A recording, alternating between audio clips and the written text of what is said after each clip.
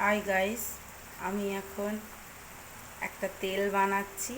মাথায় প্রচণ্ড চুল উঠছিল বলে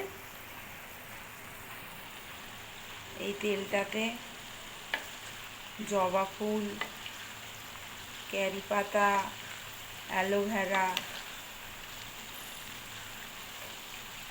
মেথি, কালো জিরা, ভিঙ্গরাজ আর পেঁয়াজ দেওয়া আছে। একটা তেল বানাবো। তেলটা মাথায় মাখলে চুলোটা কম হবে, সেই জন্য তৈরি করছি। এগুলো ভালো করে ভাজা হয়ে গেলে আমি একটা কাঁচের বোতলে ঢেলে রাখবো। আপনারাও এটা ট্রাই করতে পারেন। ভিডিওটা কেমন লাগলো আপনারা জানাবেন। ভালো লাগলে লাইক, কমেন্ট, শেয়ার করবেন। ধন্যবাদ।